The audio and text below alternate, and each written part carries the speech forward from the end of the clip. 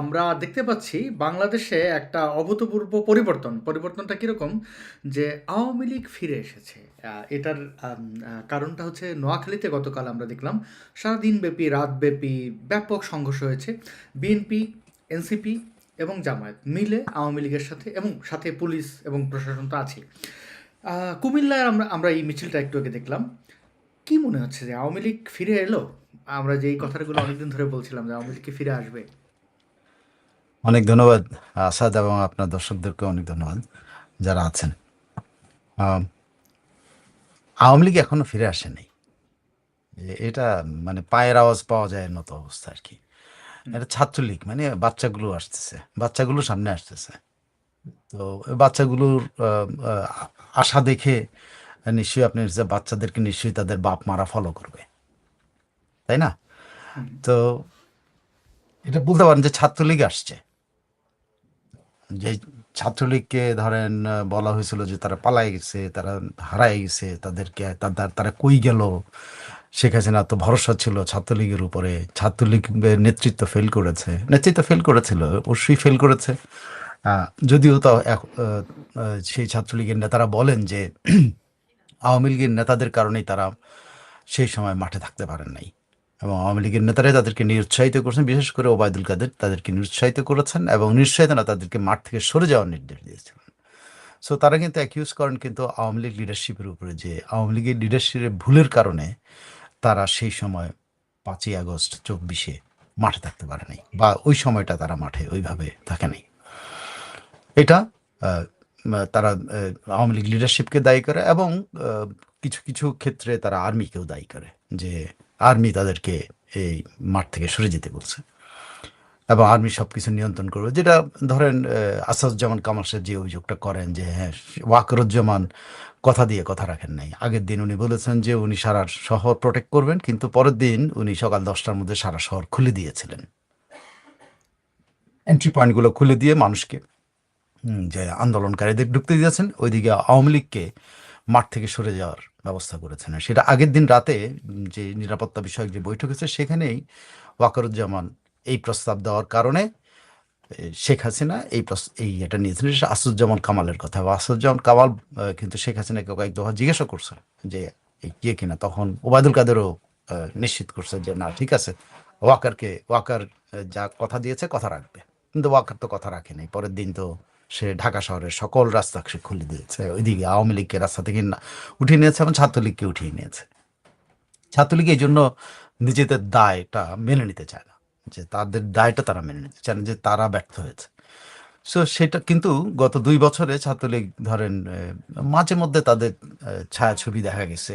মানে এটাকে বলতে পারেন 2-3 জন, 4 জন, 5 জনের উপস্থিতি, 10 জনের উপস্থিতি, কি বলে ঝটিকা মিছিলের উপস্থিতি, এরকম তাদের দুই একটা দেখা গেছে, কিন্তু তাদেরকে এইভাবে দেখা যায়নি।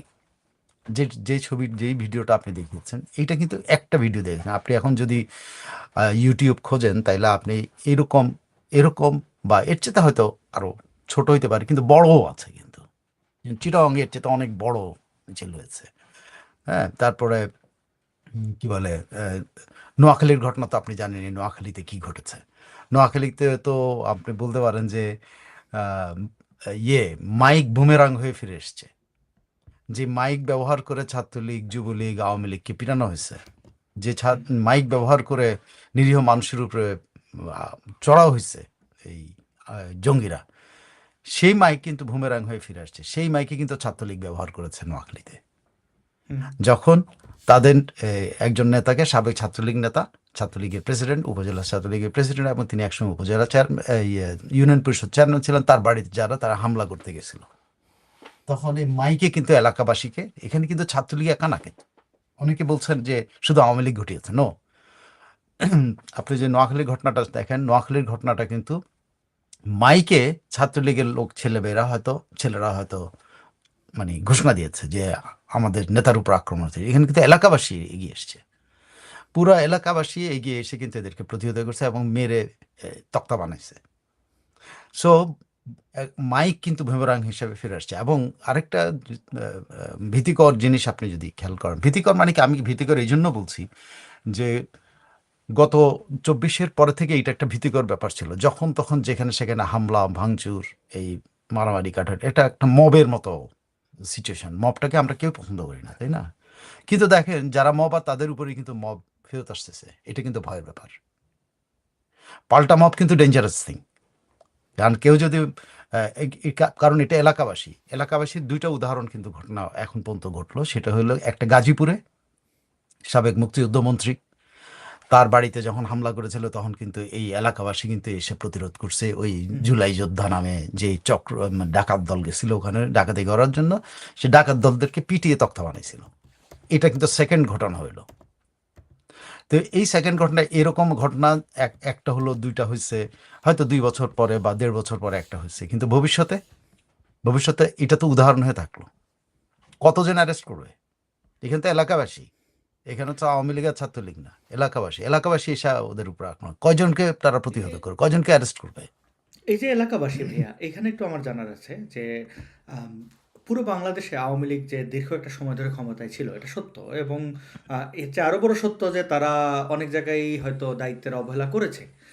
কিন্তু একজন এলাকার মানুষ যে উপকৃত হয়েছে, ধরেন আমি কারোর দ্বারা উপকৃত হইলাম, আমার তো একটা কৃতজ্ঞতা বোধ আছে। তো বা সারা বাংলাদেশের সব আওয়ামী লীগ আর কি খুব খারাপ ছিল? সব আওয়ামী লীগের মানে ধরেন আপনি মেয়র বলেন, আপনি ইউনিয়ন পরিষদ চেয়ারম্যান বলেন, আপনি এমপি বলেন, মন্ত্রী বলেন, বুঝলাম খারাপ, কিন্তু এতদিন ধরে কি সবাই খারাপ মানুষ থাকা সম্ভব? আর যদি খারাপ মানুষ এতদিন ধরে থাকে তাহলে আমরা কি ১৭ বছর আমাদের কোনো মানে বোধ বুদ্ধি কিছু ছিল না? আর যদি ছিল, তার মানে আমি উপকৃত হয়েছি কোনো স্থানীয় প্রতিনিধির মাধ্যমে, আমি কি সেইটার পাল্টা জবাব দেব না? কেন আওয়ামী লীগকে বিচ্ছিন্ন করা হচ্ছে? বা যারা ধরেন মনে করছে আওয়ামী লীগ আর কখনো ফিরে আসবে না, তাদের ব্যান করে দেওয়া। আমাদের অনেক বুদ্ধিজীবীদের দেখি, যেমন আওয়ামী লীগ ফিরে আসলে তার রাজনৈতিক সকল প্রজ্ঞা মিথ্যা হয়ে যাবে। এইরকম অনেক বুদ্ধিজীবী, আমি নাম নিচ্ছি না, তাদের নাম নেওয়ারও আমি যোগ্যতা মনে কর মানে ইয়া। তো এইটা কেমন না ভাইয়া যে সবাইকে আওয়ামী লীগের খারাপ, আর যদি কেউ ভালো করে থাকে মানুষের সাথে, তো সেই মানুষ কি তাদের পাশে দাঁড়াবে না কৃতজ্ঞতার জায়গা থেকে? আমি এই জায়গাতে আপনার একটা জিনিস করি যে আমি মাঝে মধ্যে বলি যে একটা মানুষ সে সাইফুল আমিনের মানে কত পার্সেন্ট ভালো? সাইফুল আমিনের কত পার্সেন্ট ভালো? আমি কি সারা জীবন সব ভালো কাজ করছি? প্রশ্নই আসে না। আমি পারি নাই। তাইলে তো আমি যদি আপনি ধরেন ধর্ম মানেন, আমি উদাহরণ দেওয়ার জন্য ধর্ম বিতর্ক করছি না। ধর্ম যদি হুম, মানেন এবং অধিকাংশ মানুষ এখন ধর্ম মানে হয়তো সে যারা ধর্ম মানেন, ধর্মের মধ্যেই তো আপনার এই মানব জাতির সৃষ্টিটাই হলো মানে ইয়ের মাধ্যমে, ভুলের মাধ্যমে। যদি আপনি এই ধর্মগুলো মানেন যে মানুষ আসছে কেন, সে বেহেশতে ভুল করছিল, গন্ধম খায়া ভুল করছিল, তাহলে মানুষের সৃষ্টি হয়েছে কিন্তু ফাউল কাজের মধ্যে দিয়ে, হুম, খারাপ কাজের মধ্যে দিয়ে মানুষ আসছে পৃথিবীতে। তো যে মানুষটা ভুল করে আহ, আল্লাহর সাথে আল্লাহর কথা না রেখে আর ইয়ে না করে যে ভুল করে যে পৃথিবীতে, সে মানুষটা কি সব আল্লাহর মতো হয়ে সহি থাকবে? তাহলে তার সে মানুষ হিসেবে পৃথিবীতে থাকার কথা না। এটা আমি ধর্মের একটা সাধারণ উদাহরণ দিন। আরেকটা দেখেন, হুম, আপনি ইবলিস আলাইহিস সালামকে সবাই বলে ইবলিস, মানে আপনি গালি দেওয়ার জন্য ইবলিস করেন। আচ্ছা বলেন তো দেখি, উদাহরণ হিসেবে যদি আপনি আনেন, যদি সে আবারও ধর্মের কথায় আসেন, ইবলিস ছিল কিন্তু আল্লাহর সবচেয়ে বড় ইবাদতকারী। সবচেয়ে বলা হয় যে সে যতবার আল্লাহকে সেজদা দিয়েছে অন্য আর ১০ জন ফেরেশতা মিলে এতবার সেজদা দেয় নাই। মানে সে ছিল আল্লাহ ভক্ত একজন। তো এই লোকটা ইবলিস হয়েছে। তার মানেটা কি? তার মানে হলো খারাপ এবং ভালোর মিশ্রণে কিন্তু আমরা। ওই ইবলিস যেমন খারাপ এবং ভালোর, তার ভালোটাও আপনি কিন্তু বলতে হয়, কিন্তু কোথাও না কোথাও বলতে হয়। এই বেটা কিন্তু ১,০০০ মানে যত ফেরেশতা ছিল তাদের সবার কম্বাইন্ড সেজদার চাইতে বেশি সেজদা সে দিছে। আল্লাহর গুণগান তো বেশি করছে। তো খারাপ এবং ভালো এই ২ টা জিনিস আপনি অস্বীকার করতে পারেন না। আপনি যদি আপনাকে বিবেচনা করেন, আমাকে বিবেচনা করে আমি জীবনে সব ভালো কাজ করতে পারবো? অসম্ভব। তাহলে আমি মানুষ থাকবো না। তাহলে তো আমি অন্য কিছু হতে হবে আমাকে।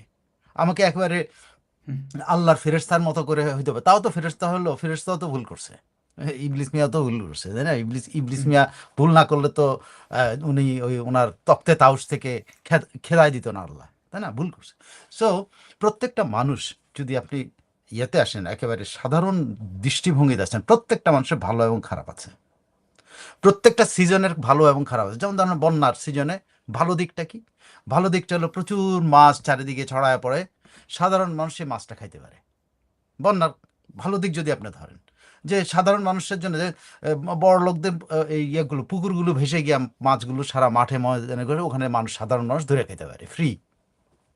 আবার বন্যার খারাপ দিকটা কি? বন্যার খারাপ দিকটা হইলো মানুষের ঘরবাড়ি নষ্ট হয়ে যায়। তো খারাপ এবং ভালো যে আমি প্রাকৃতিক বিষয়গুলো ধরেন যে খারাপ এবং ভালো পুরোটা। আপনি একটা উপন্যাস যখন লেখে তখন এ, খারাপ উদাহরণ ছাড়া কি ভালো কিছু সামনে নিয়ে আসতে পারে, বা ভালোর উদাহরণ ছাড়া কি খারাপ কিছু আনে? একটা উপন্যাসের মধ্যে ভালো এবং খারাপের উদাহরণ আছে, প্রত্যেকটা প্রবন্ধের মধ্যে খারাপ জিনিস থেকে ভালো জিনিস বানানোর জন্য ভালো থেকে খারাপ কেমনে হয় এগুলোর বর্ণনা আছে। তো ভালো এবং খারাপ সমাজে বিদ্যমান, আমার আপনার প্রত্যেকের ভিতরে বিদ্যমান। সো আওয়ামী লীগের মধ্যে এটা বিদ্যমান হবে না। আওয়ামী লীগ কি ফেরেশতা?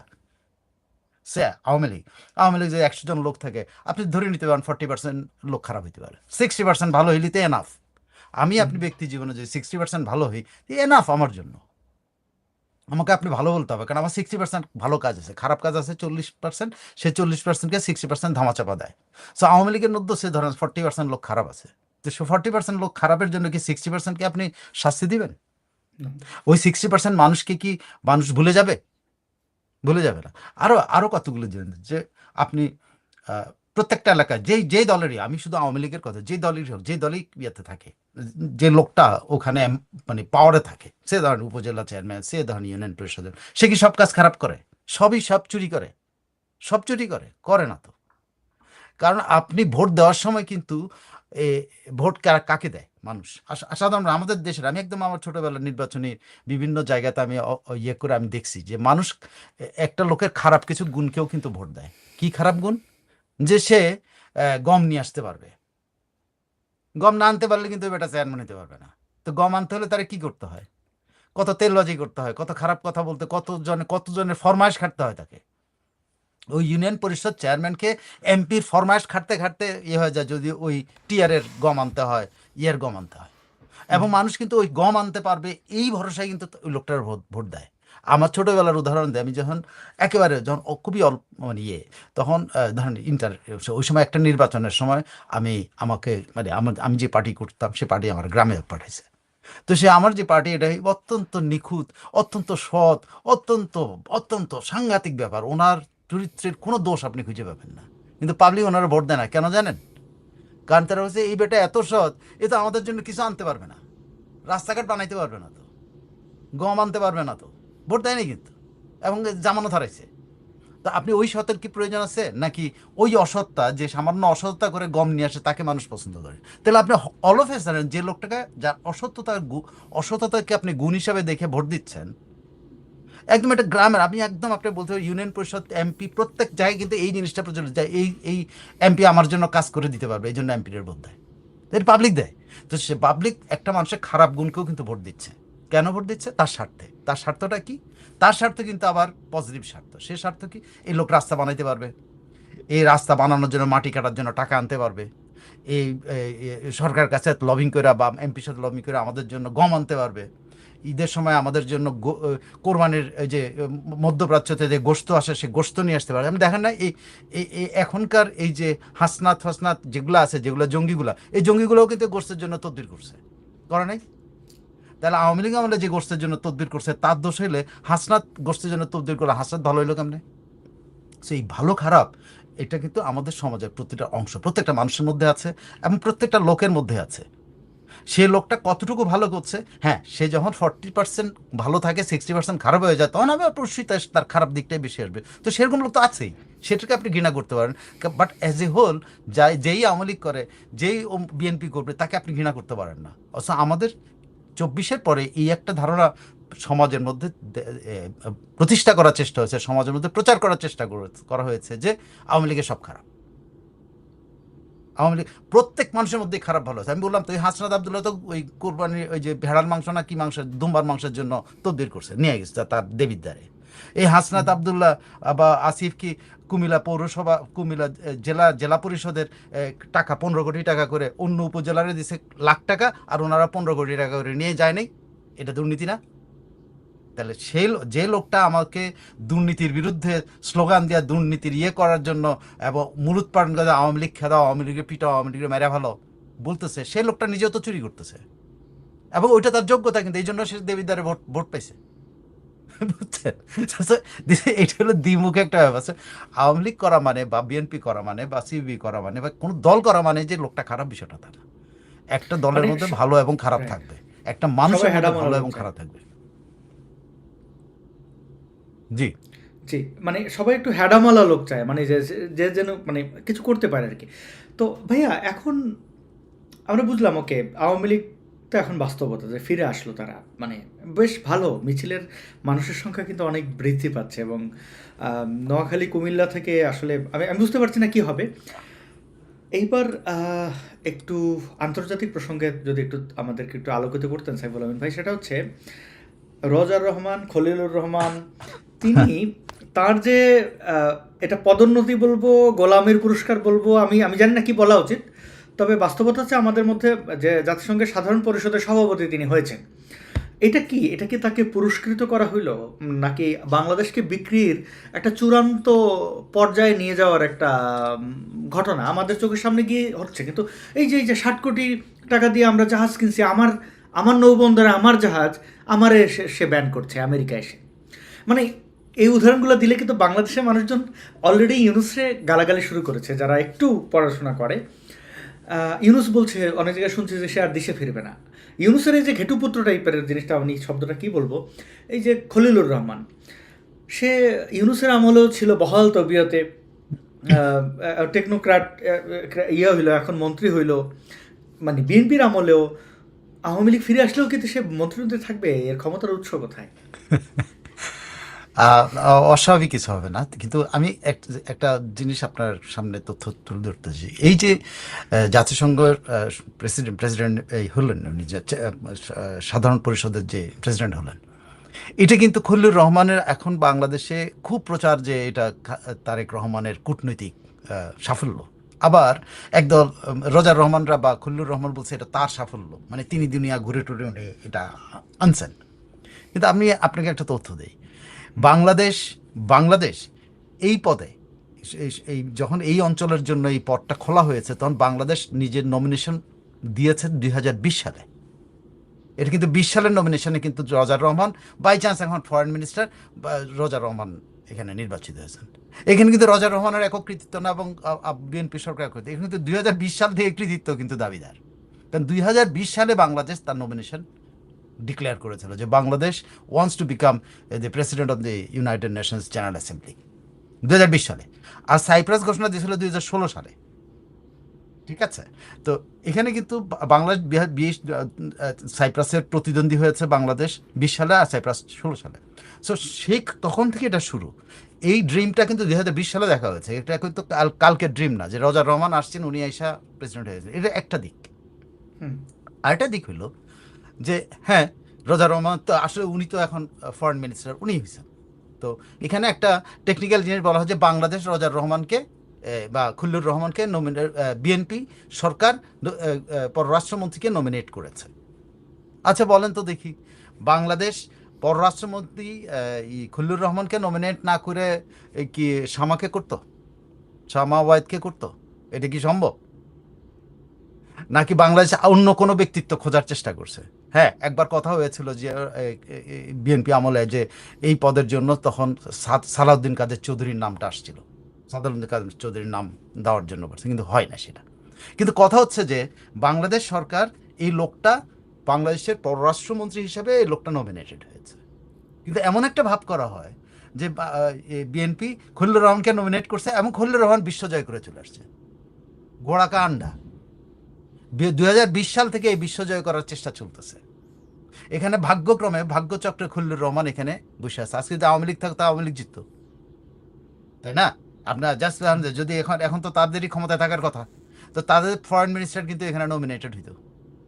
তো এইসব মানে এগুলো হলো কথার কথা, বাতকা বাত। আমাদের মানুষজনকে আমরা খুব সহজে মানে ইয়ে হয়, সহজ কথায় আমরা বিশ্বাস করি, এবং আমাদের মধ্যে আমরা যুক্তি বুদ্ধি তথ্য আমরা কিন্তু ইয়ে করে যাচাই বাছাই করে কিন্তু আমরা কোনো কিছুই করি না। সো এখানে রোজার রহমানের একক কৃতিত্ব না, এই কৃতিত্ব 2020 সাল থেকে শুরু হয়েছে। এই কৃতিত্বে অর্জনের জন্য সেটা এসে রোজার রহমানের এসে থামছে এবং তারেক রহমানের এসে থামছে। সো ঠিক আছে, তাদের আমলে হয়েছে, পরিষ্কার। এখন কথা হচ্ছে এটা শুধু রোজার রহমানকে পুরস্কার দেওয়া হয়েছে? আপনার মনে হয় এটা? না। না। হ্যাঁ, রজার রহমান যে ৮টা ৯টা ভোট পাইছে এইটা বলতে পারেন সাইপ্রাসের সাথে তার বাংলাদেশের জেতার কোনো সম্ভাবনা ছিল না। এটা কিন্তু কোনো সম্ভাবনা ছিল না। কেন সম্ভাবনা ছিল না আমি সেটাও আপনাকে বুঝায় বলি। সেটা হলো আন্তর্জাতিক যে কূটনৈতিক বলয়গুলি আছে সেই কূটনৈতিক বলয়ের মধ্যে ইউরোপ কখনোই ইউরোপের বাইরে যায় না। ইউরোপিয়ান ভোটারগুলো কিন্তু ইউরোপের ধারে পাশের লোকদেরকেই পছন্দ। সাইপ্রাস কিন্তু ইউরোপিয়ানদের খুব পছন্দের একটা দেশ। সো হুম। ইউরোপিয়ান ইউনিয়ন কিন্তু এখানে পুরাটা ইউরোপিয়ান ইউনিয়নের যত সদস্য আছে বা বাইরে ব্রিটেন আছে এরা কিন্তু যে সাইপ্রাসকে ভোট দেওয়ার কথা। হ্যাঁ, সেই জায়গায় কিছু কারুকাজ হয়েছে। সেই কারুকাজটা কি হয়েছে? সে কারুকাজটা করছেন ইউনূস সাহেব। ইউনূস সাহেব খেয়াল করে দেখেন যে নির্বাচন এই জাতিসংঘ সাধারণ পরিষদের নির্বাচনের কিছুদিন আগে কিন্তু উনি ঈদের ফ্রান্স। দিন বা ঈদের হিসেবে ফ্রান্সে গেছেন। এবং ফ্রান্সে শুধু থাকেন না, আপনি নিশ্চয়ই তার গতিবিধি সম্পর্কে আপনি খেয়াল করতেছেন। আমি জানি না আপনি খেয়াল করছেন কিনা। তিনি জার্মানি গেছেন, তিনি বেলজিয়াম গেছেন, তিনি ডেনমার্ক গেছেন, তিনি বিভিন্ন জায়গায় গেছেন কিন্তু এই সময়টার মধ্যে। কেন গেছেন? বলা অনেক অনেক দুষ্ট ছেলেরা, দুষ্ট ইউটিউবাররা প্রচার করতেছে যে লামিয়াকে নিয়ে উনি জার্মানির হিটলারের জাদুঘর দেখতে গেছেন, ওখানে হিটলারের বিশ্রামাগারের জন্য বিশ্রাম নিয়েছেন, এসব অনেক দুষ্টামি করে। কিন্তু এই দুষ্টামি ঠিক আছে, দুষ্টার মধ্যে কিন্তু কিছু তথ্য আসে। হ্যাঁ, একটা একটা লোকের বয়স শেষ, কয়েকদিন পরে মারা যাবে, জীবনে না, যা কিছু দেওয়ার দিয়ে যাবেন আচ্ছা না। সেটা হলো দুষ্টামি, আপনি ধরেন দুষ্টামি। কিন্তু এই তথ্যটাকে আপনি একটু যাচাই করলে আমার যে এই লোকটা এই যে ট্রাভেলগুলো করলো ৮-১০টা দেশে গেল, আসলে বেসিক্যালি কিন্তু সে রজারের জন্য ভোট চেতে গেছে। সে রজারের জন্য কিন্তু ভোট চাইতে গেছে। এটাই তাহলে হলো বড় আসল। কে, গার্লফ্রেন্ড নাকি রজার? হ্যাঁ, মানে অ্যাসাইনমেন্ট। দুজনেই একসাথে গেছে। তো ওর জন্য কিছু ভোট, সে ইউরোপের কিছু ভোট পায়, ৭-৮টা ভোট, কিন্তু বেশি ভোটের জেতা নাই কিন্তু। রজার ভাবছিল যে সে ল্যান্ডস্লাইড ভিক্টরি হবে, কারণ তারা ভাবছিল যে আফ্রিকান ইউনিয়ন এইইউ তারা টোটালটা তাকে ভোট দেবে, তা দেয়নি। সেই জন্য এই গ্যাপটা এরকম আছে, যে কারণে ইউনূস সাহেব এইটুকু কাজ করছে। এদিকে টার্কি একটু হেল্প করছে। দেখেন, রজার টার্কিতে যায় কিন্তু তারেক রহমানের জন্য ইনভাইটেশন কার্ড নিয়ে এসে পড়ছে, যে ইনভাইটেশন তারেক রহমান রাখতে পারেনি। খেয়াল করে দেখেন, সে গেছে কিন্তু টার্কির কাছে গেছে লবিং এর জন্য, ভাই তুমি আমার ইউরোপের কিছু ভোট জোগাড় করে দেন, আমি জিতবো না। ঠিক আছে, কারণ টার্কি তো ইউরোপিয়ান লবিটা এবং ন্যাটো লবিটার মধ্যে টার্কি ইনভলভমেন্ট আছে। সো টার্কিতে সে গেছে আসলে বেসিক্যালি তার এই ইয়ের জন্য, প্রেসিডেন্সির লবির জন্য। সেখানে যায় সে কি করছে, তারেক রহমানকে সন্তুষ্ট করার জন্য, মানে তারেক রহমান তো তাকে নমিনেট না করে আরেকজনও করতে পারতো, সেটা এই সন্তুষ্টির জন্য সে কি করছে, আগ বাড়ায়া তারেক রহমানের জন্য চায়নার ইনভাইটেশন নিয়ে আসছে, যে উনি চায়না আসতে যাবে। তখন কিন্তু দারুণ খবর হয়ে গেল, রজার যখন চীনে বেড়াইতে যাওয়ার খবর হলো তারেক রহমান চীন বেড়াইতে যাচ্ছেন, মানে চীনে প্রথম সবার চীনে যাবে। কিন্তু এটা বুমেরাং হয়েছে। সেটা বুমেরাং হওয়ার ক্ষেত্রে ভারত অসন্তুষ্ট হয়েছে। ভারত অসন্তুষ্ট হওয়ার কারণে চীনও যেতে পারলো না, ভারতও যেতে পারলো না, সৌদি আরবও যেতে পারলো না, শেষ পর্যন্ত একটা লবডঙ্গ মালয়েশিয়াতে বেড়াইতে যাচ্ছেন। সো অনেকগুলো মানে আমি এটা মানে প্রাসঙ্গিক না, তারপরে এই তথ্যটা দিলাম, কিন্তু খলিল কিন্তু টার্কিকে দিয়েও কিন্তু হেল্প পাইছে ইউরোপিয়ান ইউনিয়নের ভিতরে। হুম। ঠিক আছে, টার্কিকে দিয়ে ন্যাটো থেকে কিছু হেল্প পাইছে। আর তার তো সে তো আমেরিকার এজেন্টে আছে, সে আমেরিকাকে এরকম বাংলাদেশ দিয়ে দিতে পারছে একটা চুক্তি করে। সো আমেরিকা কি তারা ভোট দেয় নাই? বা আমেরিকান লবিংয়ে যারা আছে তাদেরকে আমেরিকাকে একটু পার্সু করে নাই? তাও আমেরিকা পার্সু করছি কি করে না আমি জানি না, কিন্তু আমেরিকার ভোটটা সে পেয়েছে। আমেরিকা যদি পার্সু করতো তাহলে কিন্তু ভোটের ব্যবধান অনেক হতে পারতো, কিন্তু সেটা হয় নাই। কিন্তু ওই ৭-৮টা ভোট, কিন্তু যে ৭-৮টা ভোট সে টার্কিকে দিয়ে কিছু পার্সু করছে, আর এটা ইউনুস যায় তার জন্য এরকম লবিং করছে। That's all. সো এখানে আমরা যখন মানে আমাদের এখানে যখন আলোচনা হয় যে আর এবার রজার রহমান নিজের যোগ্যতা এটা হয়েছে একটা, আরেকটা হলো তারেক রহমান বিচক্ষণ কূটনীতির কারণে এটা হয়েছে। তারেক রহমান বিচক্ষণ কূটনীতি, তারেক রহমান এই পর্যন্ত কোনো বিদেশি নেতার সাথে কথা বলছে? শুনছেন আপনি এখন পর্যন্ত কোনো বিদেশি নেতাকে ফোন করে কথা হয়েছে? ট্রাম্প মিয়া ফোন করছে? মানে হ্যাঁ, বা আচ্ছা, বুঝলাম না, বা ইউনিটচারে বা কেউ পাত্তা মোদি মিয়া দেয় ফোন নাই। করছে? সাইফুল্লাহ ভাই, তো আমরা সো কল্ড ইলেকশন যারা বলেন, আওয়ামী লীগের আমলে আমরা দেখছি কয়েকটা ইলেকশন। তো তাও তিনি কিন্তু শেখ হাসিনা ইলেক্টেড হওয়ার পরে বেশ দাম্ভিকতার সাথে বিদেশ সফরে যাইতেন। ইউনুচারে বুঝলাম যে ইটালির বারান্দায় বসে রাখে, এখানে কেউ পাত্তা দেয় না, বুঝলাম। তারেক জিয়া তো মানে যা নির্বাচন হয়েছে তাতেও তো মোটামুটি একটা বৈধ ইলেকশন দেখানোর, মানে একটা তো বৈধ প্রধানমন্ত্রী অনেকেই বলেন আর কি। তো সেখানে তারেকরেও কেন মানুষ পাত্তা দিচ্ছে না, মানে ব্যাপারটা কি? ওয়েল, আপনার তারিখকে পাত্তা দিচ্ছে না কেন সেটা জানি না, বাট মাত্র 3 মাস হয়েছে, তো এই এখনই আপনি কোনো কিছু জাজমেন্টে যেতে পারবেন না স্যার। হুম। কূটনৈতিক সাফল্য বা কূটনীতিতে সে মানে তার পররাষ্ট্রমন্ত্রীর প্রধানমন্ত্রী মাধ্যমে সে, ইলেক্টেড হইলে তো ভাই এটা 3 মাসের মধ্যেই যা সফর টফর হওয়ার মোটামুটি না আয়োজন। এটা আমাদের দেশের রীতি আর কি। আমাদের দেশে আমরা আমাদের প্রধানমন্ত্রীরা যখন জিয়া বা শাহজালাল বিমানবন্দর বা জিয়া বিমানবন্দর অতিক্রম করতে না পারলে সবাই অযোগ্য মনে করে। এই মানসিকতা থেকে আমরা আসলে, কিন্তু এটা অযোগ্যতা না। আমাদের হুম। অনেক আমাদের এই, ইয়ার কি বলে, অন্যান্য দেশের যদি বিবেচনা করেন, কে নির্বাচিত হওয়ার সঙ্গে সঙ্গে কে বিদেশে যায়? যায় না। কিন্তু কথা হচ্ছে আমাদের তারেক রহমানের সাথে কোনো বিদেশি নেতার কথাবার্তা হয়েছে এটা আমরা শুনতে পাচ্ছি না। হয়তো হয়, যেটা আমরা জানি আগেও না। শুনি নাই ভাই, এই হ্যাঁ, 16 বছর নির্বাসন, 17 বছর হ্যাঁ। নির্বাসন। এখন গোপনে গোপনে কিছু হইতেও পারে, সেটা আমরা বলতে পারতেছি না, তবে এই জিনিসটা নাই আর কি। বিদেশ না ভ্রমণ ভাই, কিন্তু একজন বড় লিডারের তো বিষয় না। প্রকাশ্য মানে গোপনে তো হবে অনেক কিছু, কিন্তু প্রকাশ্য কিছু তো নাই তার। দেখেন কোনো ইন্টারভিউ নাই, ভালো কোনো লেখা নাই, কিছুই নাই তারেক জিয়ার। ওয়েল, নেতা হইলে কি ভালো লেখা থাকতে হবে? তো আচ্ছা তাহলে, আচ্ছা পদবের জোরে, পাওয়ার জোরে, ঠিক আছে, ইন্টারেস্টিং। না, ভালো লেখা শেখ হাসিনার আছে, ভালো বক্তব্য শেখ হাসিনার আছে, বা শেখ হাসিনার সাথে তারেক জিয়ার তুলনাটা হবে না। আমি আসলেই দুঃখিত এই বিষয়টা নিয়ে। সাইফুল ভাই, আপনার কি মনে হয় না যে আবার যদি একটু রজার রহমানের এই খলিলুর রহমানের এই বিষয়টা আমরা বুঝলাম, ভালোভাবে আপনি এক্সপ্লেন করছেন, ধন্যবাদ। যে সামনের কয়েক মাসের মধ্যে আওয়ামী লীগ আসলে নর্মাল হয়ে যাবে সারা বাংলাদেশে। শোনেন, যেটা আপনি আমরা নর্মাল আওয়ামী লীগ শব্দটা তো এখন ন্যাচারালাইজড হয়ে গেছে। যে আওয়ামী হুম। লীগকে বিতাড়িত করছেন বা নাগরিকত্ব কেড়ে নেওয়া হয়েছে, তার নাগরিকত্ব তো ফেরত পাইছে সে। কেমনে ফেরত পেয়েছে? মানুষের মনে ফেরত পেয়েছে। আপনি হয়তো কাগজে কলমে তারে পার্সোনা নন গ্রাটা করে রাখছেন, কাগজে কলমে, কিন্তু সে কি পার্সোনা নন গ্রাটা তার গ্রামে? তাহলে যদি গ্রামে পার্সোনা নন গ্রাটা হইতো, তাহলে ওই লোকটা তার বাড়িতে থাকতে পারতো? বা ওই লোকটার উপরে হামলা চালানোর পরে তার এলাকাবাসী তাকে প্রোটেক্ট করতো? তাহলে সে পার্সোনা নন গ্রাটা নাই। এটা হলো কাগজে কলমে। আপনি ওই যে কাগজের দানব আছে না, ওরকম আপনি করে রাখছেন। কিন্তু আওয়ামী লীগ তো এটা, আপনি কয়দিন আপনার এই নিষেধাজ্ঞার তালিকা যখন সে এই বলবে যে এই নিষেধাজ্ঞা আমি মানি না, এবং তারা তো বলছে মানি না, এবং মানি না বলে যদি সারা 64 জেলায় তারা তাদের মানে আগমন তারা ইয়ে করে, তাহলে আপনি কি এইসব কাগজি কলমে এই পার্সোনা নন গ্রাটা কোনো কাজে আসবে? কোনো কাজে আসবে না। সো এখানে একটা জায়গায় আহ, আগামী কয়েক মাসের ব্যাপার না। আপনি হয়তো প্রতিদিনই দেখবেন তারা কোথাও না কোথাও কিছু করছে। হ্যাঁ, তারা সংঘবদ্ধভাবে এককভাবে কর্মসূচি দিয়ে কবে করবে সেটা হবে তাদের, বলতে পারেন যে আওয়ামী লীগের ওই যে ফিনিক্স পাখির মতো আবার আহ, ছাইয়ের ভিতর থেকে বেরিয়ে আসা।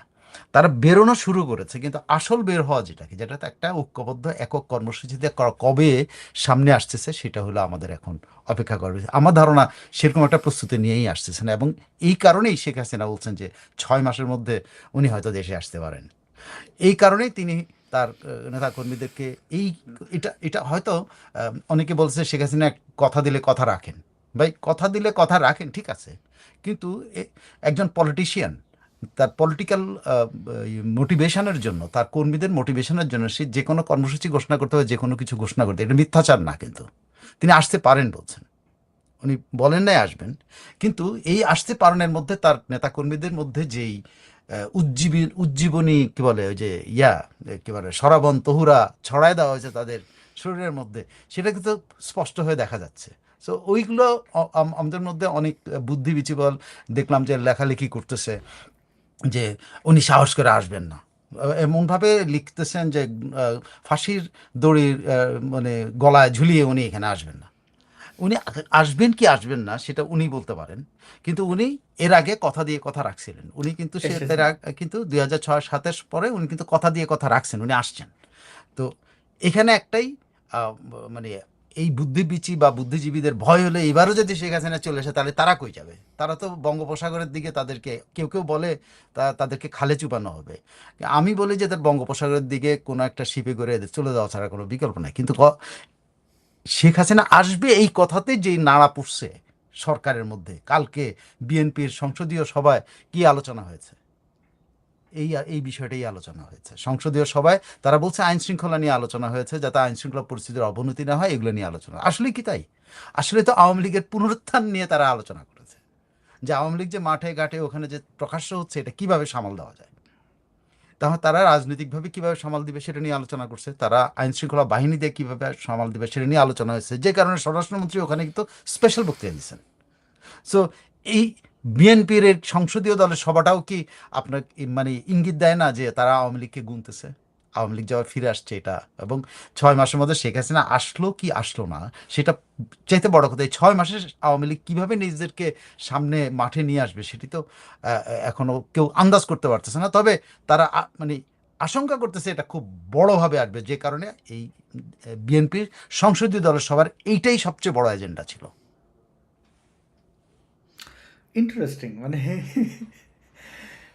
সাইফুল আলম ভাই, একটা শেষ প্রসঙ্গে জানতে চাই। অনেক ধন্যবাদ, আপনি খুব প্রিসাইজ সুন্দরভাবে আমাদেরকে আলোকিত করছেন। আম, এই যে ককরোচ পার্টি ইন্ডিয়াতে অনেক আলোচনায় আসছে, অনেকেই বলছেন যে এরা হচ্ছে ভারতীয় জেনজি এবং তারা ওই যে সরকার ফেলে দেবে। কয়েকটা ইন্টারভিউ দেখলাম যে তারা কেন এখানে আসছে, ওই জুলাইয়ের মতো জানে না কেন আসছে, কেন এসেছে, মানে নিডস, মানে অনেকগুলা, মানে না বলি। এটা আসলে কিভাবে আপনি দেখছেন? মানে পশ্চিমবাংলার আমরা হাওয়া বদলাইতে আমরা দেখলাম, অভাবনীয়। মানে আমি যাকে এমনকি ভারতের অনেক সিনিয়র সাংবাদিককে জিজ্ঞেস করছিলাম ভোটের দিন, রেজাল্টের দিন, ওরা বলছে আনপ্রেডিক্টেবল, এটা আমরা বলতে পারবো না, এখনও বোঝা যাচ্ছে না, কিন্তু যাই হবে আড্ডাআড্ডি হবে। কিন্তু ভূমিধস বিজয় কিন্তু বিজেপি পাইল। আবার সেই বিজেপি বা রাষ্ট্রের উপরে শিক্ষা মন্ত্রণালয় নিয়ে এই ককরোচ পার্টির ব্যাপারটা একটু আপনি কি খেয়াল করেছেন? আমি খেয়াল করেছি ককরোচ পার্টি যেটাকে বলা হচ্ছে এটা হলো আহ, আমার কাছে যে যারা এটা করতেছে তাদেরকে অনেকে অনেক কি বলে বড় করে দেখতেছে, আবার অনেকে খুব খাটো করে দেখতেছে।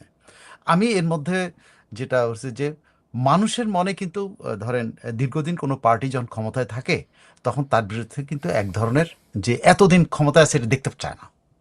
আপনি দেখেন বাবার কর্তৃত্ব কিন্তু পরিবারের সদস্যরা মানে ছেলেমেয়েরা প্রায় বিদ্রোহ করে না?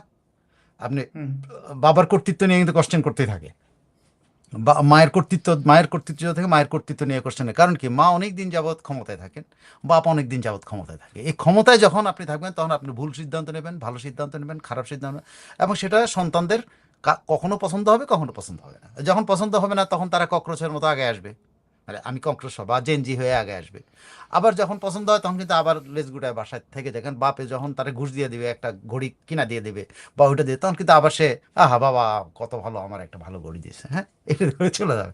সে এইটা কিন্তু সাধারণ বিরোধিতা, যে বিরোধিতাটা যে বিরোধিতাটা কিন্তু মানুষের মনের মধ্যে, যে আপনাকে আপনাকে বেশি দিন ক্ষমতায় দেখতে চায় না। এটা হলো সাধারণ, এটা একদম পরিবার থেকে এটা শুরু, কিন্তু এটা পরিবারের মধ্যেই আছে। আমি আপনাকে উদাহরণ দিতে পারছি, বুঝাইতে পারছি কিনা জানি না। বাবার সব সময় কর্তৃত্ব সন্তানরা কিন্তু মেনে নেয়, একদম বাচ্চা ছেলেটাও মেনে নেয়, একদম ছোট্ট যেটা দেখবেন একেবারে ছোট, সেও কিন্তু দ্বিমত প্রকাশ করে। যখন আপনি 5টা খেলনা নেবে, একটা আনলে কিন্তু খুব খুশি, একটা আনবেন, 5টা আনলে 5টার মধ্যে থেকে সে একটা বাছাই করে নেবে, বাকি 4টা সে কিন্তু বাতিল করে দেবে। সো একটা দল যখন দীর্ঘদিন ক্ষমতায় থাকে তখন কিন্তু একটা কাজ করে না, সে 5টা কাজ করে। সো ওই একটা দুইটা তার পছন্দ, 3টা তার পছন্দ হয় নাই। যেমন ধরেন এখানে এই ককরোচ পার্টিটা, যে নামটা ককরোচ কেন বলছে, যে এই ককরোচ বলে ওই স্পিকার একটু টিটকারি করছে। শেখ হাসিনা যেরকম ওদেরকে এই রাজাকারের নাতিপুতি কর কারণে যে একটা ইয়ে হয়েছে, যে মানে কি বলো, ওদের হঠাৎ করে তারা নিজেদেরকে রাজাকার দাবি করে বসছে। এনে ককরোচরাও কিন্তু সেম, স্পিকার তাদেরকে ককরোচ বলছে, এখন তারা নিজেদেরকে ককরোচ দাবি করে বসছে। তো হয়টা কি, এটাকে আপনি একদম ফেলে দিতেও পারবেন না। আবার আহ, বড় ধরনের কোনো পরিবর্তনের, ভারতের রাজনীতির যে কাঠামো, ভারতের রাজনীতির কাঠামো কিন্তু এখন পরিবর্তন হচ্ছে, এখন পরিবর্তন, কিন্তু দীর্ঘদিন ধরে ভারতের রাজনৈতিক কাঠামো সম্পর্কে আপনার, দীর্ঘদিন ধরে ভারতের কিন্তু সেন্ট্রাল পার্টির সর্ব প্রদেশে বা সর্বরাজ্যে কিন্তু প্রভাব ছিল না দীর্ঘদিন। সেটা কংগ্রেসের হুম, হুম, একাধিপত্যের পরের থেকে কিন্তু এটা একদম। ভেঙে গেছে। হুম, কখনো হুম। এই রাজ্যে বিজেপি, ওই রাজ্যে তামিলনাড়ু পার্টি, অমুক রাজ্যে তমুক পার্টি, তমুক লাঙ্গুনু পার্টি, এমন এক এক জায়গায় এক এক পার্টি। ওদের রাজ্যগুলোতে কিন্তু পলিটিক্সটা, ভারতের পলিটিক্সটা সেন্ট্রালে একরকম আসে, আবার রাজ্যে অন্যরকম হয়ে যায়। সেই রাজ্য অনেক সময় প্রভাবিত করে। ঠিক আছে, যেমন গুজরাটে এক পার্টি, অমুক এক পার্টি, সে বোধহয় এদের এটা ছিল।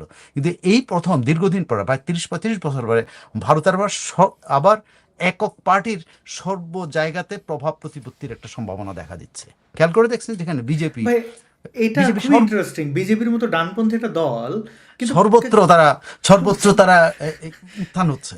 এখন সেই অবস্থায় নিশ্চয়ই এইটা এই যে ধরেন এই ইয়েটা প্রভাব, এই যে একটা গতি, এই গতির বিরুদ্ধের গতি তো একটা থাকবে।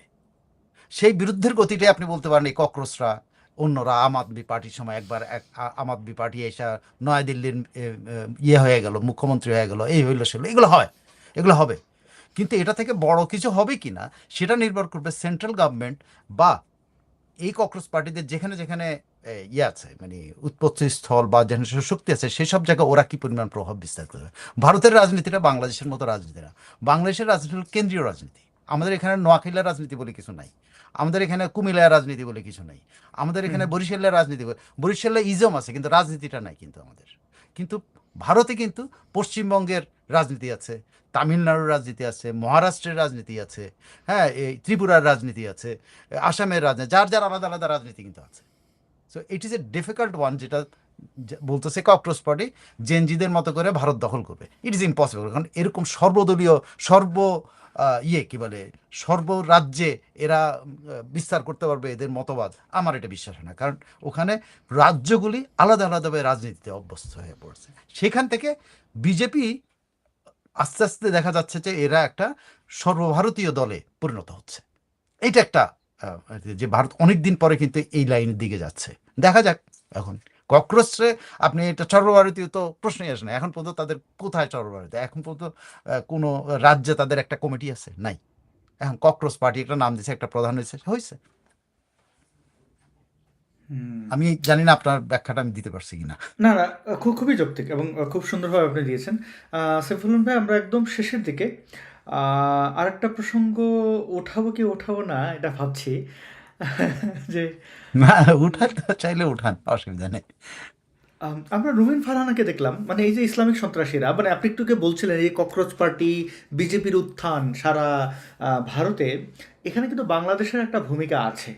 বিশেষ করে বাংলার কাছাকাছি যেমন ত্রিপুরার দিকে তাকান, পশ্চিমবাংলার দিকে তাকান, এগুলো কিন্তু বাংলাদেশের ঔদ্ধত্যপূর্ণ কথাবার্তা, সেভেন সিস্টার্স খেয়ে ফেলবো। ইন্ডিয়ানরা ধর্মে, বর্ণে, ভাষায় ভিন্নতা থাকলেও জাতীয়তাবাদ এদের কিন্তু খুবই প্রখর। একজন ইন্ডিয়ান মুসলিম অনেক বেশি পাকিস্তানি এবং বাংলাদেশি মুসলিমের চেয়ে দেশপ্রেমিক। মানে সে সে হিন্দু মেজরিটির মধ্যে থাকছে কিন্তু তার মধ্যে ওই সুযোগটা কিন্তু নাই। বাংলাদেশের একজন হিন্দুকে আপনি চাইলেও, হিন্দুরা দেশপ্রেমিক বাংলাদেশের, কিন্তু তাকে আপনি দেশটা যে তার, সে একপাক্ষিক ওয়ান সাইডের লাভ হিন্দুদের ব্যাপারে বাংলাদেশের, যে সে দেশটাকে ভালোই বাসে কিন্তু দেশ যে তার না সেটা জানে, উঠতে বসতে জানে। তাকে বলা হয় তোমার মামার বাড়ি ইন্ডিয়া, তোমার শ্বশুর বাড়ি ইন্ডিয়া, তোমার বাপার, তুমি মালাওন, তুমি, মানে তাকে কিন্তু তার দেশ ওন করে না। ভারতীয় মুসলমানদেরকে কিন্তু ভারতের কনস্টিটিউশন ওন করে। তো যে কারণে ভারতীয় মুসলিমরা অনেক বেশি দেশপ্রেমিক। যেটা বলছিলাম, বাংলাদেশের যে অধ্যত্বপূর্ণ কথাবার্তা, এই যে মূর্খ অশিক্ষিতগুলোর, মানে কোনো প্রকার জিও পলিটিক্স কোনো কিছু বাদ দেওয়া, শুধুমাত্র পাকিস্তানিদের গায়ে রক্ত এই জন্য লাভ দিয়ে ওঠে। আরে ভাই, রক্ত তুই তোর বাপ পাকিস্তান হইতে পারে কিন্তু রিয়েলিটি মাইনে নাও প্রিয়, এটা তো মানে না। এবং এই উত্তপ্ত করার কারণে ভারতের কিন্তু একটা ভালো এবং ইসলামিক সন্ত্রাসীরা এখানে একটা বড় ভূমিকা রাখে। আপনারা যদি যে বাংলাদেশে দেখেন, বনলতা এক্সপ্রেস, রুমিন ফারহানা, তার যে বলিষ্ঠ ভূমিকা, তিনি, তাকে বহিষ্কার করা হয়েছে বিএনপি থেকে যেদিন, ওই দিন আমি একটা কথা, মানে আমি বলছিলাম যে রুমিন ফারহানাকে বিএনপি ডিজার্ভ করে না। কারণ এটা একটা তাঁর রাজনৈতিক আদর্শ যাই হোক না কেন, তার যে প্রতিপক্ষকে সম্মান, অপরপক্ষকে অ্যাটাক করার মধ্যে যে আর্ট আছে, সেটা কিন্তু, মানে তার বাবা পৈতৃক, এটা একটা বিষয় যে আসলেই কিন্তু ফ্যামিলি ম্যাটার করে। তো তার রাজনৈতিক প্রজ্ঞা আছে, তিনি এখন একনিষ্ঠভাবে যেভাবে দাঁড়িয়ে আছেন, যেভাবে কথা, মৌলবাদীদের বিরুদ্ধে তার বক্তব্য শুনে আমার মনে হলো যে ওয়াও, এই ভদ্রমহিলা বলতেছে, মানে যেভাবে বলতেছেন, যেভাবে অ্যাটাক করতেছেন, পুরো একজনই নারী, নারী মানে হচ্ছে যে পুরুষতান্ত্রিক এই বদমাশগুলোর একটা কুদৃষ্টি তার ব্যাপারে থাকবে। আমি একটা কুশপুত্তলিকা দেখেছি, আমি ভিডিওটা দেখাবো কিনা আমি বুঝতে পারছি না। আমি সরি না, এটা নারীর প্রতি আমি রেখে যে তার একটা ছবি বসাইছে একটা উপরে, একটা কুশপুত্তলিকা বানাইছে এবং সেখানে বাঁশ দিয়া সাইফুল আলম ভাই, আম, আমার মনে হয় আমি একটু দেখাই, মানে আপনি এটা ব্যাখ্যা করেন, আমি চাই যে ট্যাবু ভাঙতে হবে আমাদের। আমরা যত সুশীল সুশীল কথা বলি বা একটু শান্ত হয়ে কথা বললাম, কিন্তু এটা আমাদের দেখা উচিত। যারা বয়োজ্যেষ্ঠ আছেন, সাইফুল আমিন ভাই নিজেই আমার সিনিয়র একজন মানুষ, তাও উনি পিতৃসম। তো সেখানেও আমি বলি যে যারা আমার যারা বড় আছেন ক্ষমা করবেন, কিন্তু আপনাদের এটা দেখা উচিত। আমাদের শিশুদেরকে কিভাবে ধ্বংস করা হয়েছে এটা অবশ্যই আপনাদের দেখা উচিত। আপনারা দেখবেন, না দেখলে প্রতিকার করবেন কেমনে? মানে আপনি অন্ধ হলে প্রলয় বন্ধ হবে না। দেখেন, এই বাচ্চাদেরকে দিয়া একটা কুশপুত্তলিকা তৈরি করা হয়েছে রুবিন ফারহানার মানে ছবি টবি দিয়ে আর কি। এটা কোনো অঘোষিত কিছু না। এবং আমি দেখাচ্ছি আপনাদেরকে যে এটা কতটা বিভৎস। আমাদের পরবর্তী প্রজন্ম আসলে আমরা আমরা কি পাচ্ছি। আমি চলুন দেখি ভিডিওটা।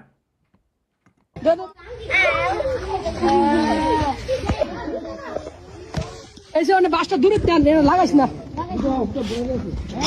যা যা খালি তো আস্তে আস্তে লাগাইস না, আস্তে করে না, আস্তে করে আস্তে করে দে দে দে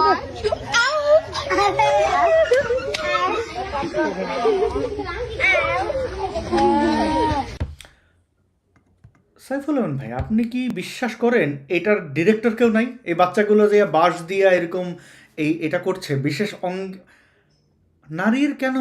নারীর প্রতি অ্যাটাকের মূল জায়গাটা কেন জনি?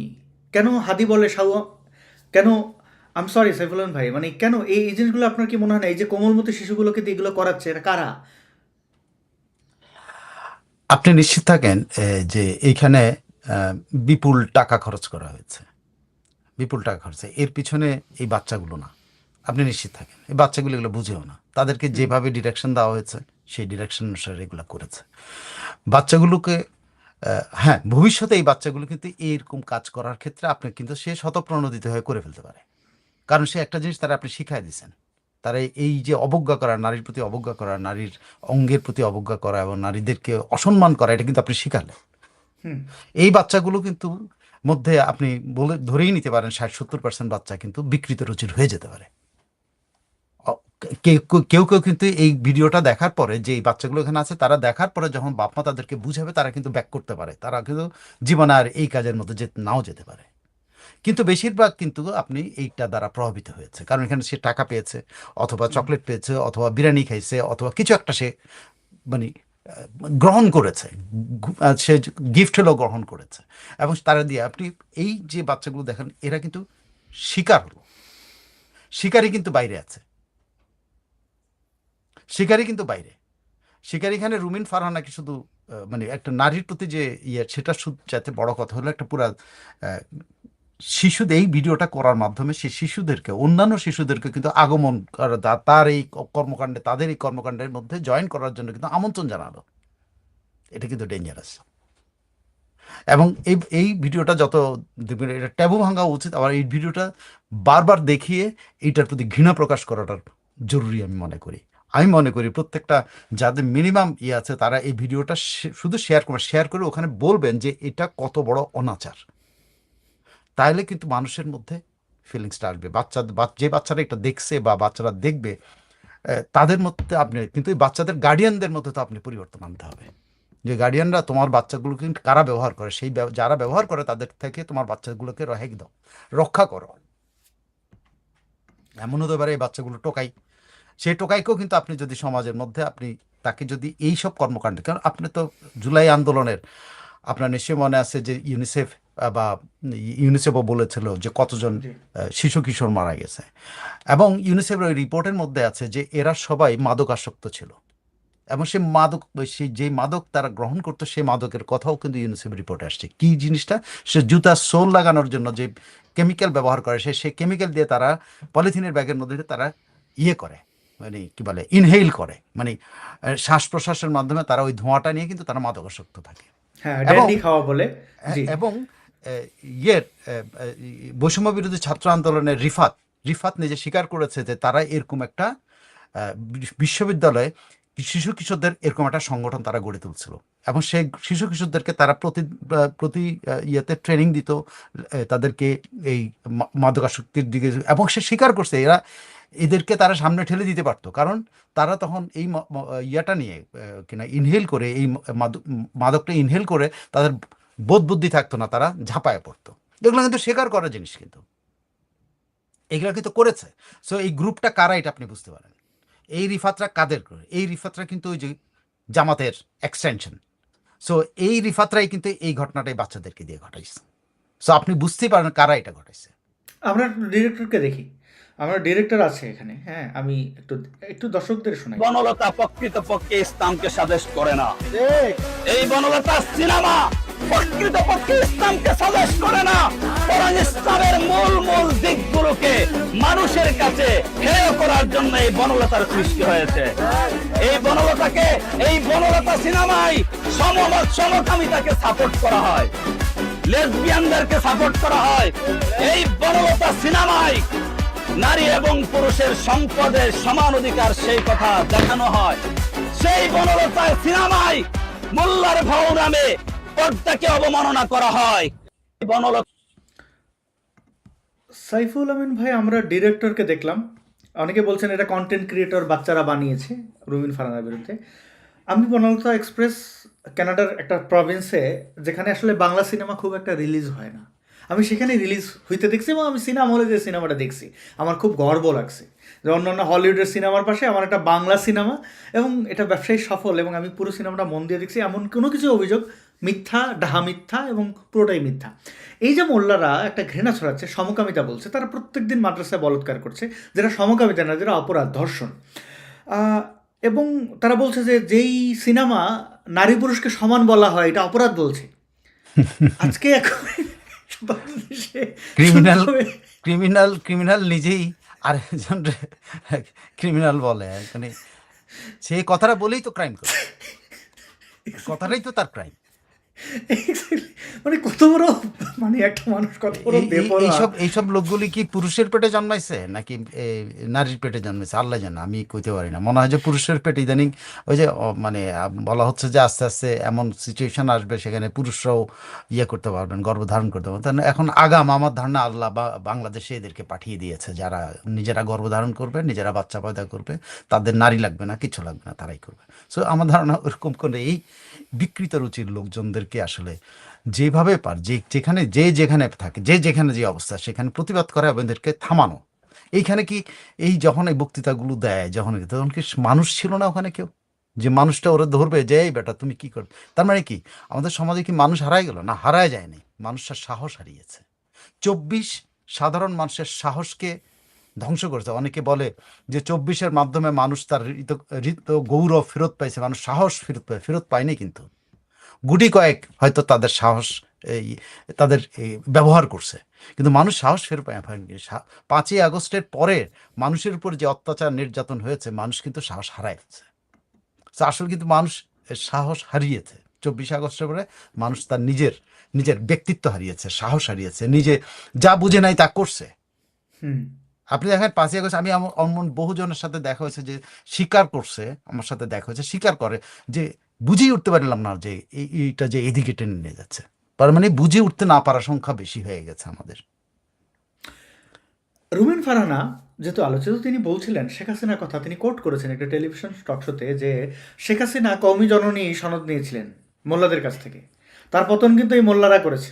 তিনি নিজে এখন কিন্তু ভিকটিম, তিনি বুঝতে পেরেছেন যে ইয়েস মোল্লারা, মানে এই এই একটা লোক, আমরা একটু আগে দেখলাম যে সে বলছে যে নারীর স্বাধীনতার কথা বলে বনলতা এক্সপ্রেস, নারীকে কাজ করার উদ্বুদ্ধ করে, যদিও এরকম কোনো আলাদা কোনো কথা ছিল না। ওইখানে মিনিস্টারের ক্যারেক্টারে ছিলেন চঞ্চল চৌধুরী, অসাধারণ সিনেমা। আমি বলবো যে বনলতা এক্সপ্রেস এখন চরকিতে আছে সম্ভবত, আপনারা দেখতে পারেন, সুন্দর সিনেমা। মানে মোশাররফ করিম, চঞ্চলের অভিনয় বরাবরই আমার খুব প্রিয়। কিন্তু এই মোল্লা যেটা বলছে, তার কাছে যেটা ট্যাবু, নারী কেন স্বাধীন হবে, নারীকে পুরুষের মর্যাদাতে কেন দেওয়া হবে। গতকাল পরশুদিন একটা শোতে দেখলাম যে একজন তথাকথিত গ্র্যান্ড মুফতি একটা টক শোতে এসে বলছে যে ধর্ষণ হলে 4টা সাক্ষী লাগবে এবং তারা জানালা দিয়ে দেখবে, যে ঘরে থাকলে তো আটকাবে, তাহলে জানালা দিয়ে দেখবে, অসুবিধা কি। তাও এটা বলছে না যে মধ্যযুগীয় সতীদাহ যেভাবে ফিরে আনা যায় না, তেমনিভাবে এখনও সরিয়া আনা যাবে না। এটা এখন প্রয়োজন নাই, এটা অপ্রয়োজনীয়, এটা মানে আইন হবে আর কি। তো এই জায়গায় দাঁড়িয়ে শেখ হাসিনার শেষ এই বক্তব্যটা যে রাখতেন সেফুলন ভাই, যে শেখ হাসিনা মোল্লা তোষণ করে যে ভুলটা করেছেন, আওয়ামী লীগ ফিরে আসলে এই ভুলটা তারা আবার করবে কিনা, মানে বিএনপির তো উপায় নাই, জামাতের তো আরও উপায় নাই, মানে তাদের আমির নিজে চুম্মা দিয়ে বেড়ায়, এখন সে কী বলবে, মানে জামাতের তো ওইটা উপায় নাই, কিন্তু আওয়ামী লীগের তো সেই উপায়টা আছে। আওয়ামী লীগের 72-এর সংবিধান আছে, আওয়ামী লীগের গঠনতন্ত্র একটা অসাধারণ, আওয়ামী লীগের বঙ্গবন্ধু আছে, আওয়ামী লীগের তো আর অন্য কোনো নবী ভগবান দরকার নাই। আ আচ্ছা, এইখানে আমাকে পেসিমিস্ট হইতে হবে। মানে আমি আসলে এই একটা বিষয়ে বাংলাদেশের যে প্রেক্ষাপট, ধরেন আমার দেখা বাংলাদেশ, আমার থাকা খাওয়া বাংলাদেশ, আমি যে বাংলাদেশ দেখেছি, যে পরিবর্তন হয়েছে বাংলাদেশে, যেটা পরিবর্তনটা আমি দেখেছি।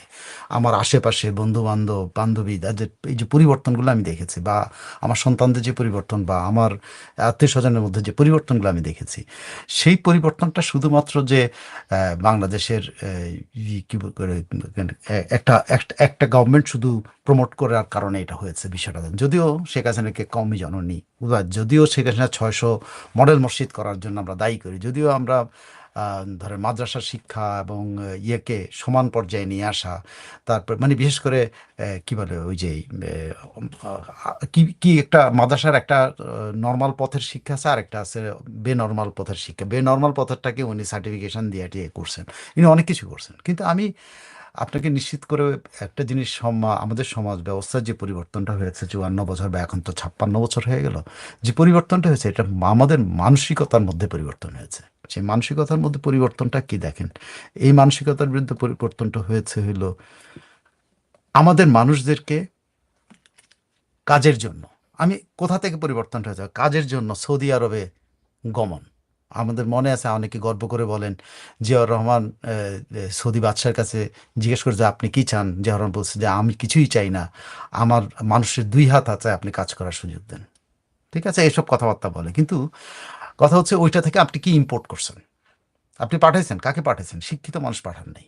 যে লোকটা ওখানকার কুশিক্ষাটাকে বা ওখানকার আচার ব্যবহারটা আপনার এখানে ইম্পোর্ট করবে না, আর নিজেরটা নিজে বজায় রাখবে, তাকে কিন্তু আপনি পাঠান নাই। পাঠাচ্ছেন কাকে?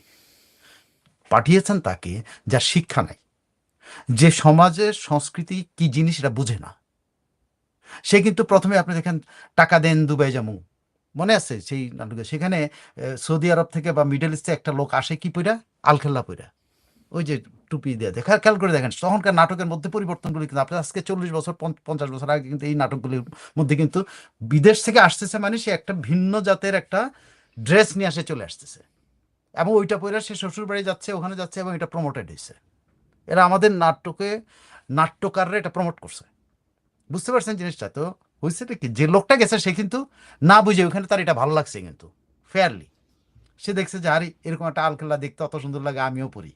কিন্তু তার দেশে সে কিন্তু উদ্ভট ছিল, এটা আমাদের দেশে। একই সঙ্গে সে কিন্তু ওখানে দেখছে হইলো ওই যে মেয়েদের হিজাব ও মুক্ত, সেটা সে ইম্পোর্ট করছে তার স্ত্রীর জন্য, মেয়ের জন্য।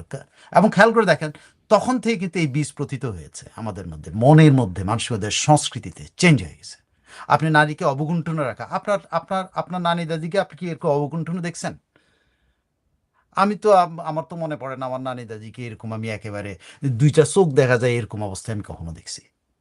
এটা কখন হয়েছে? কখন এই যে পরিবর্তনটা শুরু হয়ে যাবে, সেই পরিবর্তনটা আমাদের সমাজে, সংস্কৃতিতে, নাটকে, সিনেমায় এগুলো কিন্তু প্রচারিত হয়েছে। প্রচারিত হতে হতে আজকে কোথায় আসছেন? যে ঢাকা ইউনিভার্সিটিতে আপনি আপনার আমলে যে আপনি অবশ্যই পর্দানসীন আপনার বন্ধু ছিল, বান্ধবী ছিল, ওড়না দিয়ে মাথায় দিত, এই ঘোমটা দিত, এটা আপনি ছিল। কিন্তু আপনি আজকে যদি আপনি মেট্রো থেকে নিচের দিকে তাকান, টিএসসির দিকে যদি তাকান, আপনি তাকালে আপনি দেখতে পারবেন উপর থেকে টোটালটাই মনে হয় যে সবাই টুপি পরা, নারী পুরুষ সবাই টুপি পরা। ঘটনাটা কি? আমি তো ভেবা চেকা খাওয়ার মতো অবস্থা, যে উপর দিকে তাকায় দেখি যে সবাই টুপি কিছু না, ওটা হিজাব, ওই যে টারবানের মতো করে, শিখদের টারবানের মতো করে হিজাব পরা সমস্ত মেয়ে। এখন এই যে পরিবর্তন, এটা কি ওই মেয়েটার মনের ভিতরে পরিবর্তন হয়েছে নাকি সমাজের ভিতরে পরিবর্তন হয়েছে?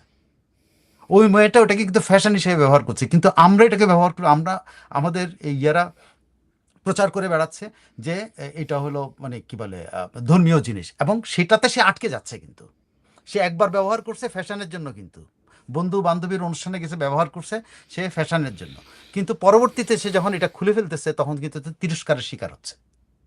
মায়ের কাছ থেকে তিরস্কারের শিকার হচ্ছে, বাপের কাছ থেকে তিরস্কারের শিকার হচ্ছে, এবং সে তার বাসায় যে ইম্পোর্ট করছে তার বোন কিন্তু আবার এটাকে গ্রহণ করছে, আরেকদিন তার বোনও কিন্তু ফ্যাশন হিসেবে ব্যবহার করছে। ফ্যাশন হিসেবে ব্যবহার করে সে ট্র্যাপড হয়ে গেল, সেও কিন্তু এখন আর এটা থেকে বেরোতে পারে না। আপনি বুঝতে পারছেন যে জিনিসগুলো পরিবর্তনটা কোন জায়গায়? আমি খুব ছোট্ট জায়গা থেকে আপনার বললাম, মনের ভিতরে পরিবর্তনটা চাপিয়ে দেওয়া হয়েছে, ইম্পোর্ট করে করে এটা করা হয়েছে। এবং সেটা কিন্তু এখন জিয়াউর রহমান কি এটি অন্যায় করছিল? না, আমি মনে করি না জিয়াউর রহমান মানুষের কাজের সংস্থান করে অন্যায় করছে। কিন্তু যে লোকগুলিকে পাঠিয়েছে তারা কিন্তু অন্যায় করছে না, তারা কিন্তু ফ্যাশনের জন্য এটা করছে। কিন্তু সমাজে কি হিসাবে এটা প্রতীত হইল, একদম সমাজের মূলের মধ্যে পৌঁছে হলো, এটা ফ্যাশন হিসেবে থাকলো না, এটা কিন্তু ধর্মীয় সংস্কার হিসেবে এসে পড়লো। কারা করলো এটা?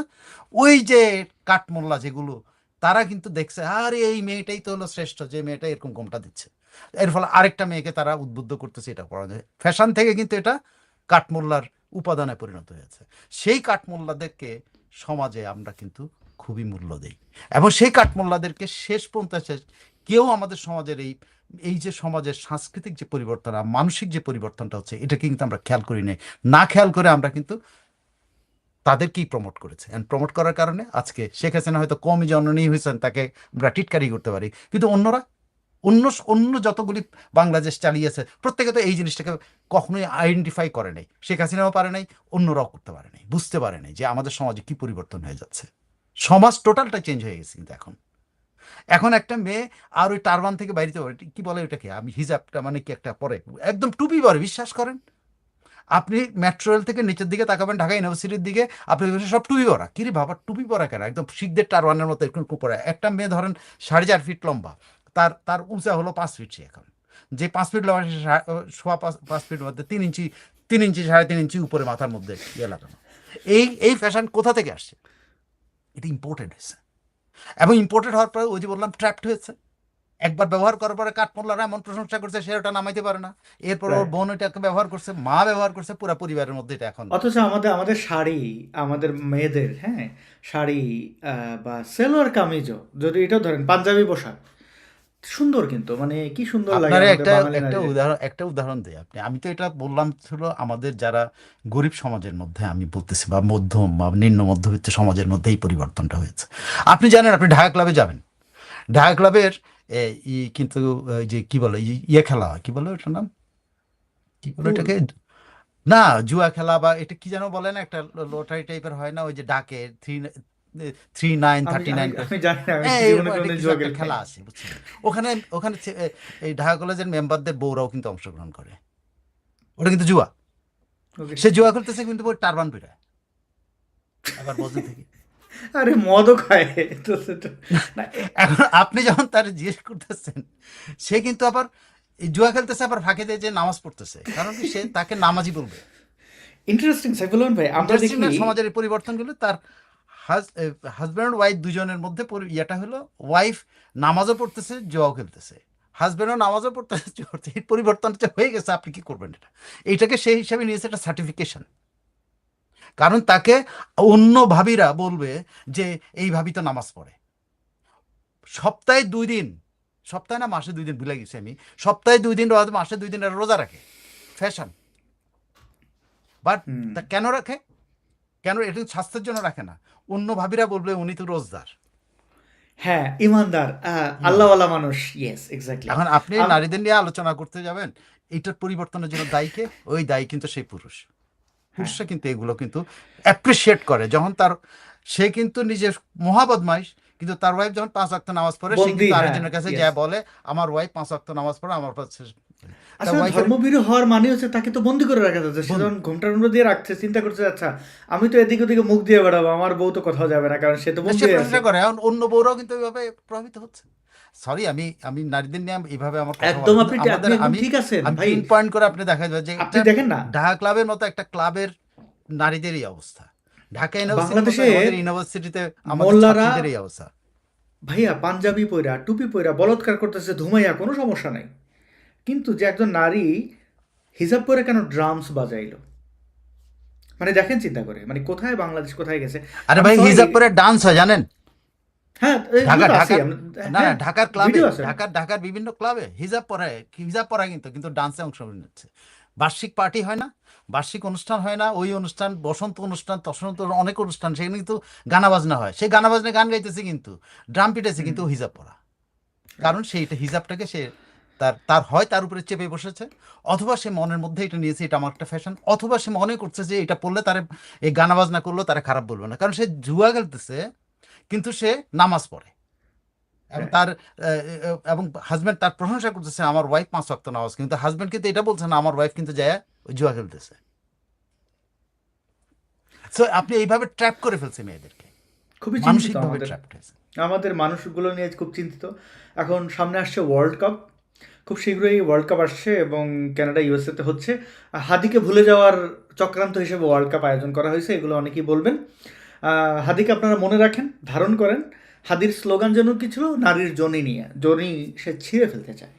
তো এইটা যদি আইডল হয়, কাজী নজরুল ইসলামের কবরের সাথে সমাহিত হয়, আমাকে এখানে কয়েকটা কমেন্ট পড়ে শেষ করে দিই। আসাদ ভাইকে অনেক চিন্তিত লাগছে। জি, আমি তো রক্তে মানুষের মানুষ, অ্যাক্টিভিজম অনেক কিছু, মানে আমার ব্যক্তি জীবন থাকে এবং অসুবিধা সুবিধা অনেক কিছুই হয়। ফয়সাল জামান বলছেন যে মোশাররফ করিম টাকার লোভে সিকান্দার বক্স নামের একটা কুরুচিপূর্ণ নোংরা নাটক করেছিলেন 16-17 বছর আগে। আর গত 4-5 বছর ধরে উনি যেসব নাটক করছেন সেগুলোর নাম, পোস্টার এবং থাম্বনেল দেখলে বমি আসে। ফয়সাল জামান, এটা কথাটা এরকম হয়ে গেল না যে একজন নারী যখন ভালো অভিনয় করে আমরা বলি যে ও আচ্ছা ডিরেক্টরের সাথে, প্রডিউসারের সাথে শুইছে বা তার কো আর্টিস্টের সাথে শুয়ে আসে নায়িকা হয়েছে, এরকম না ব্যাপারটা। মোশাররফ করিম, কেন আপনার টাকার কথা মনে হইলো? টাকা তো আমাদের সবারই দরকার। কেন মনে হয় না যে তিনি একজন শিল্পী, তিনি চান যে অনেক বেশি মানুষ তাকে দেখুক? টাকা, উচ্চতা, রং, নারী হইলে প্রধান কাজ হচ্ছে শোয়া, মানে যেমন নারীরা শোয়া ছাড়া আর কোনো কাজ করে না। তো এনিওয়ে, আমার মনে হয় যে আমাদের একটু ভেবে দেখা উচিত। কোনো অভিনেত্রীর খারাপ হইলে সেটা তার কাজ দিয়ে ইয়ে করা উচিত। জি, আমি এই যে আপনার যে সময় দেন হিজাবের ব্যাপারে, হিজাবের একটা নির্মম নির্মম মানে প্রয়োগ আপনি যদি দেখেন আমাদের সমাজে এখন, আপনি গ্রামে গঞ্জে যাবেন, একদম জেলা না, একদম আপনি উপজেলা গ্রামে চলে যাবেন, যে স্কুলে যান, আপনি স্কুলে যা দেখবেন যে স্কুল ছুটির সময় আপনি যদি দেখেন বা স্কুলে যাওয়ার সময় আপনি দেখেন, মায়েরা বাপেরা মেয়ে বাচ্চাদেরকে নিয়ে যাচ্ছে জাস্ট এইটুকু পড়া। এই রোদের মধ্যে, এই গরমের মধ্যে, আমার দেখা, নিজের দেখা, গরমের মধ্যে মেয়েটা সেদ্ধ হয়ে যাচ্ছে, কিন্তু তারে ঢেকে রাখছে। মেয়েটা হাঁসফাঁস করতেছে, মুখ দিয়ে নিঃশ্বাস নিতেছে, মানে গরমে ঘামায়া। কিন্তু সেটা এই মেয়েটার প্রতি যে নির্মম আচরণ করতেছে, এই মেয়ে শারীরিক কষ্ট দিচ্ছে, কিন্তু তারপরে ওই মেয়েকে ঢেকে, এইটুকু বাচ্চা মেয়ে, আপনার ক্লাস 1-এর বাচ্চা মেয়েকে ঢেকে রাখতে হবে। এই সমাজ আমরা তৈরি করছি আমরা। এবং এটা যদি শুধু ধর্মের কারণ হয়তো তা না, কিন্তু এটা স্কুলে প্রমোট করা হচ্ছে এবং বাপ মা প্রমোট করতেছে। বাপ মা মনে করছে এইভাবে ঢেকে রাখলে তার মেয়েটা নিরাপদ থাকবে। আরে ভাই, আপনি মেয়েটাকে যে সকাল থেকে বিকাল পর্যন্ত, স্কুল ছুটি পর্যন্ত আপনি গরমের মধ্যে সেদ্ধ বানায় ফেলতেছেন, মাঠে ঘাটে সে দৌড়াচ্ছে, খেলতেছে, সে তো বাচ্চা মেয়ে, বাচ্চা তো খেলবে। আপনি কল্পনা করতে পারবেন না এই যে কি বলে এরকম নির্মম দৃশ্য যদি আপনি প্রত্যেকটা স্কুলে পাবেন, প্রত্যেকটা স্কুলে এখন। আপনি এটা কি শুধুমাত্র এই যে শেখ হাসিনা ইয়াদেরকে চেঞ্জ করার কারণে, কমিদেরকে এ করার এগুলো হয়েছে না? আমি বারও বলি যে আমাদের সামাজিক এবং সাংস্কৃতিক যে পরিমণ্ডল, সে পরিমণ্ডলের মধ্যে মানসিকভাবে পরিবর্তন হয়ে গেছে, যে কারণে সে কিন্তু তার মা বাবা নিজে জানে না সে তার বাচ্চাকে কষ্ট দিচ্ছে, যে বাচ্চা কিন্তু হিজাব বুঝে না। অনেক দুঃখজনক। আমরা শেষ করি। সাইফুল আলম ভাই, বিশ্বকাপের পাল্লায় পরে আপনার হাতেরে ভুলে যান না। আবার আওয়ামী লীগার যারা, শেখ হাসিনার চেয়ে বড় আওয়ামী লীগার, এই যে মোশাররফ করিম লাল বদর না, আর একজন শিল্পী, সে লাল বদর, আল বদর, কি বদর, আপনার দরকার কি? সে কোনো ক্রাইম করছে? শেখ হাসিনার সমালোচনা করা তার রাইটস, যে কোনো সময় যে কেউ করতে পারে। এই যে আমরা তারেক জিয়ার সমালোচনা করতেছি না, ইউনুসের সমালোচনা করি নাই। এখন ইউনুস যদি কখনো ক্ষমতায় আসে, তার অনুসারীরা আমাদেরকে বলবে যে আওয়ামী লীগের দালাল। এনিওয়ে, যেটা ভালো মনে করেন করেন, মানুষের কর্ম না দিয়ে, মানে এটা খারাপ লাগে যে আমাদের অডিয়েন্সরাও এই ধরনের কুৎসিত চিন্তা করেন। আমরা আসলে এই কুৎসিত চিন্তার বিরুদ্ধেই কথা বলি। অনেক অনেক ভালো থাকবেন। সাইফুল আলম ভাই, অনেক ধন্যবাদ, আপনি আমাদেরকে সমৃদ্ধ করলেন। এটার আপনার শেষ কোনো বক্তব্য দিয়ে যদি আর শেষ করতাম। সবাইকে শুভেচ্ছা। আমার আর সবাই শুভেচ্ছা একটাই হলো, সব যেখানে যায় সেখানে বলি যে বাংলাদেশের বাঙালি যারা আছেন, যে যেখানে আছেন, আমাদের দেশটা যারা ধ্বংস করছে, যে ইউনুস এবং তার গং ধ্বংস করছে, তাদের যেখানে পাবেন হ্যাকলিং করবেন, যেখানে পাবেন তাদেরকে প্রশ্নবাণে বিদ্ধ করবেন, তাদের জিজ্ঞেস করবেন যে বাংলাদেশটাকে তারা কেন এরকম করে নষ্ট করলো, ধ্বংস করে দিল, জিজ্ঞাসা করবেন। পারলে একটা ডিম মেরে দিয়েন, এতে কিছু অসুবিধা হবে না, কোনো আইনি কোনো ব্যত্যয় ঘটবে না। একটু হলুদ রং হবে আর কি তার গায়ের মধ্যে, পারলে একটু রঙও মেখে দিতে পারেন, পারলে একটু সসও মেরে দিতে পারেন। ডিম না যদি আপনার কাছে না থাকে, একটা টমেটো সস হলো তার গায়ে লাগাই দিতে পারেন। হ্যাঁ, যে কোনো সস মেরে দিতে পারেন, সে সসটা খেতেও পারে, অসুবিধার কি। যাই হোক, আর তাহলে একটু হলো রুটিও দিয়েন সাথে। রুটি দিয়ে রুটি হ্যাঁ, আর ইউনুসের সকল প্রোডাক্ট, ইউনুসের গ্রামীণের সকল প্রোডাক্ট বর্জন করার জন্য আহ্বান জানাই। অনেক ধন্যবাদ সবাইকে। জি। প্রিয় দর্শক, অনেক, অনেক ধন্যবাদ। আপনারা বাংলাদেশ এবং ভারত থেকে যারা দেখছিলেন, আপনাদের যার, যার সময় অনুযায়ী শুভেচ্ছা।